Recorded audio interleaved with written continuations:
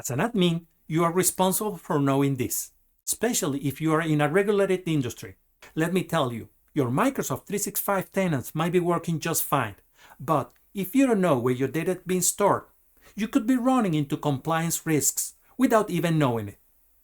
Hey there, my name is Carlos and I help small businesses all around the world with their Microsoft 365 and Google Workspace subscription. For more information, visit itwithcarlos.com.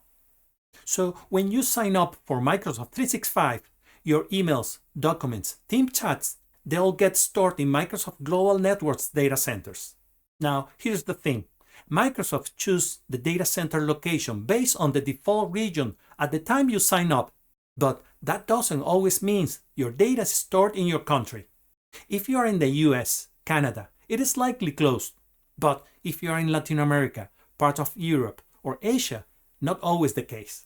If you are in a regulated industry, healthcare, finance, legal, government, you probably already know this. Data residency laws can require your business data be stored inside the country. And what if you can't prove where your data lives? That could be a serious compliance issue. Even if you are not regulated, some companies want to keep data local for privacy, latency, and control. Let me show you how to check this step by step. You need to go to the Microsoft 365 Admin Center. Then click on Settings, Organization Settings, select Organization Profile. Then click on Data Location. Here you will see exactly where your data is hosted. For services like Exchange Online, SharePoint, and Teams. Here is a quick tip. Some services may show different locations, so review them all. Now the next question I get is, Carlos, can I move my data to another country or region? Here's the deal. For most business plans, the answer is no. You can't request a move. But for some enterprise level plans, you may qualify for what Microsoft calls data residency move. Usually only once and under specific conditions.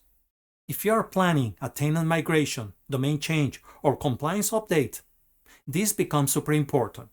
So as the admin, make sure you know where your data is, your current setup meets any specific requirements, and you understand your options if you need to move the data. Trust me, it is better to be proactive now than in scrambling later if you are audited or flagged by a client. If this helped you out, go ahead and click like and subscribe, and let me know in the comments, did your Microsoft data end up where you expected? Or was it a surprise? Thanks for watching, and I'll see you in the next video. Remember, stay secure in the cloud and keep tech savvy.